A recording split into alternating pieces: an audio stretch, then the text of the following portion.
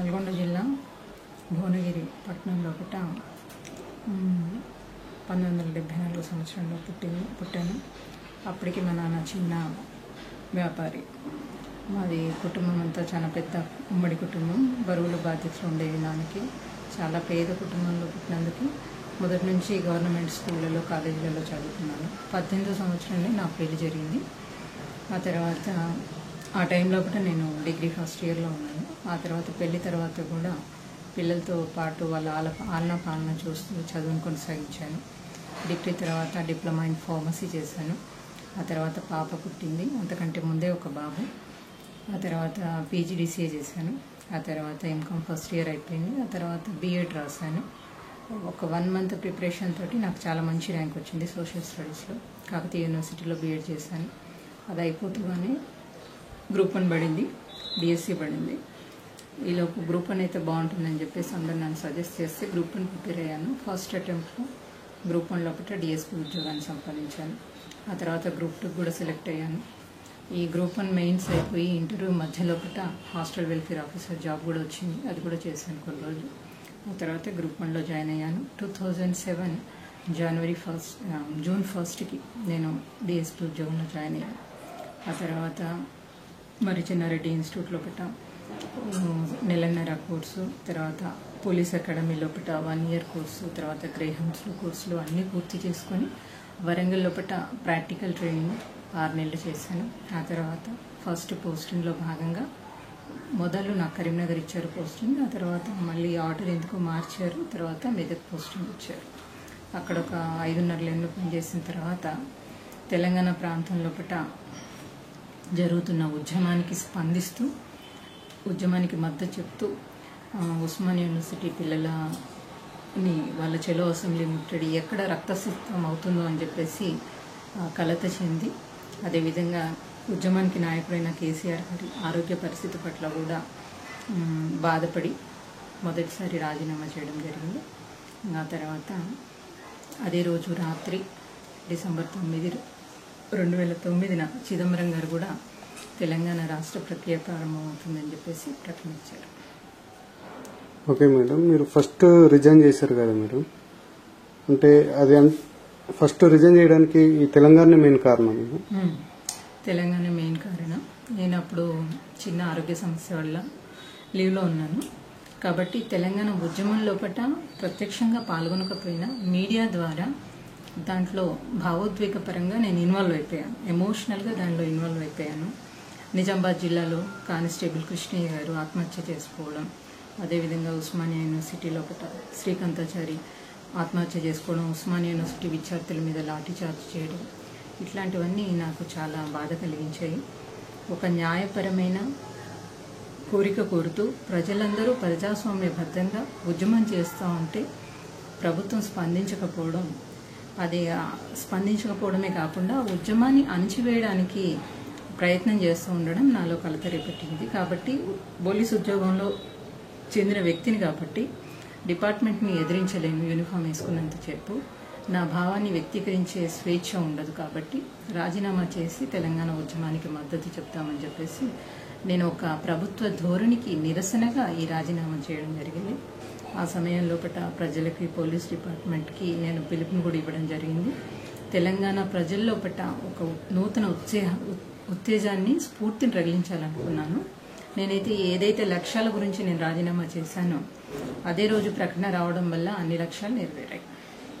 Okay madam, మీరు first resign చేసిన రోజు నుంచి ఇప్పటి వరకు మీరు చేసిన కార్యక్రమాలు ఏమైనా ఉంటే చెప్పండి తెలంగాణ గురించి.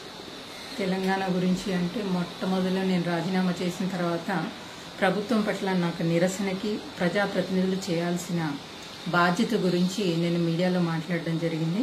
అందరినీ మూకుమ్మడి రాజీనామా చేయమని చెప్పేసి ప్రజాప్రతినిధులకు పిలిపివ్వడం జరిగింది. అదేవిధంగా పోలీస్ డిపార్ట్మెంట్లో కూడా ఉద్యమానికి సహకరించండి, నిర్దాక్షిణ్యంగా అణిచివేయకండి,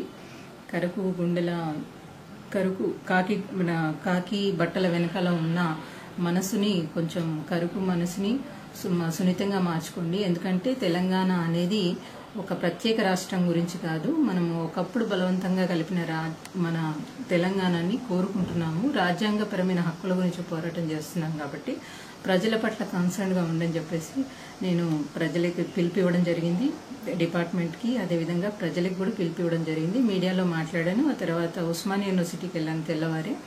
అక్కడ విజయోత్సవాలు జరుపుతూ ఉన్నారు. ఆ రోజే నాకు చిదంబరం గారు ప్రకటన చేసినా కూడా నాకు ఎందుకో అనుమానం అనిపించింది. ఇల్లలకగానే పండగ కాదు, దీని తర్వాత ఇంకా చాలా జరగాల్సి ఉంటుంది, దాన్ని జాగ్రత్తగా మీరు వాచ్ చేయాల్సి ఉంటుందని విద్యార్థులకి నేను సందేశం ఇచ్చాను. అదేవిధంగా ఉద్యమాలు చేయాల్సిన అవసరం లేదు, ఇంకా ఫర్దర్గా ఒక రాజకీయ ప్రక్రియ అనేది మొదలైంది కాబట్టి మీరు చదువుతూ మీరు విద్య పట్ల కాన్సన్ట్రేట్ చేసి మంచి ర్యాంకులు సాధించాలని చెప్పేసి విద్యార్థులకు కూడా సందేశాన్ని పిలుపునివ్వడం జరిగింది.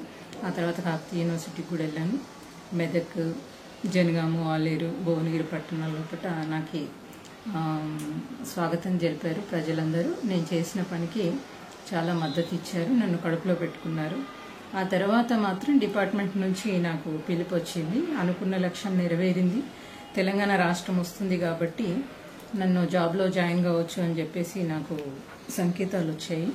కాబట్టి నేను బయట ప్రజలందరూ కూడా నన్ను కోరుకున్నారు మళ్ళీ డిపార్ట్మెంట్లోనే వెళ్ళమని. నాకు రాజకీయాల పట్ల ఆ రోజున నాకు ఆసక్తి లేదు కాబట్టి నా ఫస్ట్ ప్రయారిటీ ఎంతో కష్టపడితే వచ్చిన ఉద్యోగం, అది డే అండ్ నైట్ చదివితే వచ్చిన ఉద్యోగం కాబట్టి నేను విత్డ్రావల్ లెటర్ ఇచ్చాను. కాబట్టి ఇంక అప్పుడు ఉద్యమంలో పార్టిసిపేట్ చేయలేదు. ఓకే మేడం, మీరు మళ్ళీ రిజైన్ అయిన తర్వాత జాబ్లో తర్వాత మీ డిపార్ట్మెంట్లో ఏ విధంగా మిమ్మల్ని ట్రీట్ చేశారు? అంటే ఇంతకు ముందు లాగానే చూసారా లేక వేరియేషన్ ఏమైనా కనిపించింది? చాలా తేడాగా ఉండింది. ఫస్ట్ టైము నేను డిపార్ట్మెంట్లో జాయిన్ అయిన తర్వాత ఫస్ట్ టైం పోలీస్ అకాడమీలో ట్రైనింగ్లో కానీ కొంచెం తెలంగాణ ప్రజల పట్ల వివక్ష ఇదంతా నాకు ప్రత్యక్షంగా కనిపించింది. సీమాంధ్రుల వాళ్ళ డామినేటింగ్ ఆధిపత్య ధోరణి ఇదంతా సఫర్ అయ్యాను. కానీ నాకు ఎప్పుడూ కూడా తెలంగాణ పట్ల ఇంత అన్యాయం జరుగుతుందని చెప్పేసి నాకు అంతకుముందు ఎప్పుడు తెలీదు. కానీ డిపార్ట్మెంట్లో పోయిన తర్వాత పోలీస్ డిపార్ట్మెంట్లో మాత్రం ఇది చాలా ఎక్కువగా ఉంది. ఎందుకంటే ఉన్నత స్థాయి అధికారులంతా ఆంధ్ర వాళ్ళు ఎక్కువగా ఉన్నారు. తెలంగాణ ప్రాంతం నుంచి సెలెక్ట్ అయ్యి ఇంత కష్టపడి జాబ్లోకి రావడమే చాలా గొప్ప. కాబట్టి చాలా తక్కువ మంది ఆఫీసర్లు ఉన్నారు. కాబట్టి వాళ్ళకు ఒకవేళ ఫీలింగ్స్ ఉన్నా కూడా వాళ్ళ మాట చెల్లుబాటు కాదు. ఆంధ్రలో పెత్తనమే ఎక్కువగా ఉండింది. అయితే ఫస్ట్ టైం నేను దాన్ని అంతగా ఫేస్ చేయలేదు, కొద్దిగా ఫేస్ చేశాను. కానీ ఎప్పుడైతే నేను రెండోసారి విత్డ్రావల్ లెటర్ ఇచ్చానో ఆ తర్వాత నేను విత్డ్రావల్ లెటర్ ఇచ్చాను. కానీ ఒకవైపు సీమాంధ్ర లోపల సమైక్యాంధ్ర ఉద్యమము అనేది బాగా కౌంటర్ ఉద్యమంగా బయలుదేరింది. కాబట్టి నా మనసు లోపల అనుమానాలు. డిసెంబర్ 23 రోజున చిదంబరం గారు 2009 డిసెంబర్ 23న మళ్ళొక ప్రకటన చేశారు యూటర్న్ తీసుకుంటూ. కాబట్టి మళ్ళీ నా మనసు కలత చెందింది. జాబ్ అయితే వద్దనుకున్నాను, నేను త్యాగం చేశాను తెలంగాణ గురించి. ఈ లోపల విత్డ్రా లెటర్ కూడా ఇచ్చాను. కానీ జాబ్లో జాయిన్ కావాలా లేదా అని నాకు ఊగిసలాట ఉండింది. కాబట్టి సోనియా గాంధీ గారికి నేను తెల్లవారే డిసెంబర్ 24, 2009న సోనియా గాంధీ గారికి రాసి తెలంగాణ ఆవశ్యకత ఏంటి అని చెప్పేసి 19 పేజీలు లేఖ రాయడం జరిగింది. ఆ తర్వాత నేను జేఏసీని సంప్రదించాను. ఇట్లా మరి విత్డ్రావల్ లెటర్ ఇచ్చాను కదా ఎట్లా అని చెప్తే అందరూ జాయిన్ కమ్మని చెప్పారు జాబ్లో, నీలాంటి ఆఫీసర్ ఉండాలి తెలంగాణ ప్రాంతంలో అని చెప్పేసి అని అన్నారు. కాబట్టి సరే అని అనుకున్నాను. ఇంతలోపట సీఎం గారి ఒక అడుగు ముందుకేసి అంతర్జాతీయ మహిళా దినోత్సవం రోజున నాకు బహుమతిగా దాన్ని ఇస్తున్నాము అని చెప్పేసి నా రాజీనామా లేఖను ఆమోదించకుండా నా విత్డ్రావల్ లెటర్ని యాక్సెప్ట్ చేశారు. యాక్సెప్ట్ చేసి వాళ్ళు ప్రకటించిన తర్వాత ఇంకా మా ఉద్యోగం అంటే ఇష్టమైన ఉద్యోగం వాళ్ళు బహుమతిగా ఇస్తున్న తర్వాత అంటే డిపార్ట్మెంట్లో హరాస్మెంట్ ఉంటుంది అని చెప్పి నాకు తెలుసు. అయినా కూడా తెలంగాణ వచ్చేంత వరకు దాన్ని భరిద్దామని చెప్పేసి నేను రెండోసారి జాబ్లో జాయిన్ అయ్యాను. కానీ అటువైపు ఆఫీసర్లు మాత్రం నేను తెలంగాణ గురించి నేను మద్దతు చెప్పాను, మళ్ళీ అందరినీ క్రిటిసైజ్ చేశాను అనేది మనసులో పెట్టుకొని అది బయటికి పడకుండా సాక్ష్యాలు లేకుండా నన్ను ఒక చాలా రోజులు వెయిటింగ్లో పెట్టాం. ఆ తర్వాత డిపార్ట్మెంట్ లోపల లూప్ లైన్ పోస్ట్, ఎప్పుడు కూడా ఒక గ్రూప్ 1 ఆఫీసర్ని అట్లాంటి లూప్ లైన్ పోస్ట్లో పెట్టారు. యంగ్ అండ్ డైనమిక్ గా ఉన్న ఆఫీసర్. లూప్ లైన్ పోస్ట్ అంటే సిఐడి లోపల లూప్ లైన్ పోస్ట్ అంటే లా అండ్ ఆర్డర్ అనేది మాకు main stream. Law and order కాకుండా సిఐడిలో పెట్టడము, దట్ ఉమెన్ ప్రొటెక్షన్ సెల్లో పెట్టడము, అట్లా ఫెసిలిటీస్ తగ్గివ్వడము, వర్క్ పరమైన పెంచడము, మా బ్యాచ్మేట్స్ అందరికీ ప్రమోషన్స్ ఇస్తున్నాను ఆపేయడము, ఇట్లాంటివన్నీ చేశారు. సరే వర్క్ పరమైంది ఏదైనా కూడా నేను భరించాను. ఆ తర్వాత ఇన్సల్ట్ కూడా జరిగింది. ఇప్పుడు మిగతా వాళ్ళందరికీ ప్రమోషన్ వచ్చి మాకు రాకపోవడం ఒక మచ్చే కదా, స్టిగ్మే కదా. అందరూ ఎందుకు రాలేదని అనడము, కామెంట్ చేయడము. చిన్న ఆంధ్ర ఆఫీసర్లు కూడా, ఆంధ్ర ఎస్ఐలు, కానిస్టేబుల్ కూడా కామెంట్ చేసే లెవెల్ వచ్చింది. ఎప్పుడైతే నాకు ప్రమోషన్ ఆగిపోయిందో వాళ్ళు కూడా కామెంట్ చేయడం, ఎదురుగా కూడా కామెంట్ చేయడం జరిగింది. తెలంగాణ వచ్చేది లేదు అని చెప్పేసి మాట్లాడడం, నేను పాస్ అవుతుంటే కామెంట్ చేయడం, ఇట్లాంటివి చేశారు. సరేలే అనుకున్నాను, అన్నిటికీ భరించాను. కానీ ఎప్పుడైతే ఆగస్టు 1 2010 నాకు 2011 ఆగస్టు 1 డిపార్ట్మెంట్లోనే నాకు తెలంగాణ రాదు అని చాలా డైరెక్ట్గా చెప్పడం జరిగింది. తెలంగాణ రాదు, అప్పటి వరకు నీ పరిస్థితి చాలా ఘోరంగా ఉంటుంది అని చెప్పడం జరిగింది. ఏదో జీతం అయితే మా దయ వల్ల వచ్చింది ఉద్యోగం, నీకు జీతం అయితే వస్తుంది కదా, ఇంకంతకంటే ఎక్కువ ఏం మాట్లాడుతావు అని అంటే, ఎప్పుడైతే తెలంగాణ రాదు అన్నారో అసలు నేను ఫస్ట్ టైం రాజీనామా చేసిన దానికి అర్థమే లేదు మళ్ళీ నేను డిపార్ట్మెంట్లో కొనసాగితే. కాబట్టి నేను వెంటనే డిప్రెషన్లోకి పోయాను. ఆ తర్వాత చాలా ఆలోచించడం జరిగింది. ఈ లోపల బంగ్లాదేశ్లో ఒక అమ్మాయి మిస్ అయింది. చిన్న క్లూ ఉండే, అందులో ఒక మొబైల్ నంబర్ నుంచి వాళ్ళ దేశానికి ఫోన్ చేసింది. ఆ చిన్న క్లూ తోటి ఒక మంచి కేసు వచ్చిండే నాకు ఉమెన్ ప్రొటెక్షన్ సెల్కి. ఆ కేసుని నేను డీల్ చేశాను. ఒక 1 మంత్ దాంట్లో గడిచిపోయింది.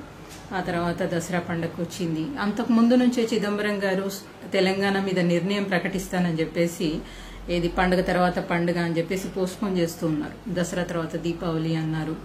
ఇట్లా వాళ్ళు పోస్ట్పోన్ చేస్తూ ఉంటే సరే అని చెప్పేసి నేను, ఇంతలోపల సకల జనుల సమ్మె జరిగింది, 42 రోజులు జరిగింది. అయినా కూడా ప్రభుత్వం ఏమాత్రం స్పందించలేదు. కాబట్టి మళ్ళీ ఈ లోపల రాజకీయ పార్టీలన్నీ 2014 వరకు వెయిట్ చేయాలి, 2014లో తెలంగాణ వస్తుంది అన్నట్టుగా ప్రజల్ని ఒక మాయలోపట ప్రభుత్వము, అట్ ద సేమ్ టైం రాజకీయ నాయకులు వీళ్ళందరూ ఒక మాయలో పడేయడం.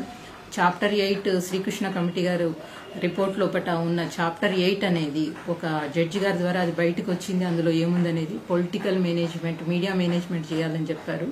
సరిగ్గా అదే జరుగుతుంది అని అనిపించింది. కాబట్టి మళ్ళీ అంతేకాకుండా 700 మంది అమరులయ్యారు తెలంగాణ గురించి మలిదశ ఉద్యమం లోపట. రోజుకొక ఆత్మహత్య చదవాల్సి వస్తుంది పేపర్ లోపట. కాబట్టి నేను మళ్ళీ స్పందించాల్సి వచ్చింది. ఒకప్పుడు నేను ఫస్ట్ టైం రాజీనామా చేసినప్పుడు కొంతమంది ఉద్యమంలో పార్టిసిపేట్ చేయమన్నారు, కొంతమంది రాజకీయాల్లోకి రమ్మన్నారు. కానీ నాకు ఇష్టమైన ఉద్యోగం అని చెప్పేసి పరిస్థితులన్నీ బయటికి రాగానే, నేను రాజీనామా చేసి బయటికి రాగానే వెంటనే పరిస్థితులన్నీ చక్కదిద్దుకున్నాయి. పార్లమెంట్ లోపట కేంద్ర హోంమంత్రి గారు ప్రకటన చేశారు అంటే ప్రజాస్వామ్య విలువలకి పట్టం కట్టే ప్రభుత్వం అయితే గనక అంతకంటే గొప్ప స్టేట్మెంట్ ఉండదని అనుకుంటాం. కాబట్టి నేను నమ్మేసి డిపార్ట్మెంట్లోకి పోయాను. కానీ అది ఆ మాట మీద నిలబడే ప్రయత్నం చేయట్లేదు ప్రభుత్వం. అంతేకాకుండా కాలయాపన చేస్తున్నారు, కమిటీలు అంటున్నారు, రోజుకొక ప్రకటన చేస్తూ ఉన్నారు. గందరగోళమైన పరిస్థితిలో ఉన్నారు. కాబట్టి తెలంగాణ ప్రజలందరూ ఒక సంక్షోభ స్థితిలో ఉన్నారు. కాబట్టి నేను జాబ్లో కంటిన్యూ కావడం సముచితం కాదు అనిపించింది. తెలంగాణ ప్రజల పట్ల నిలబడాలనిపించింది. అందుకనే ఉద్యమంలో మమేకం కావడానికి నేను బయటకు రావడం జరిగింది.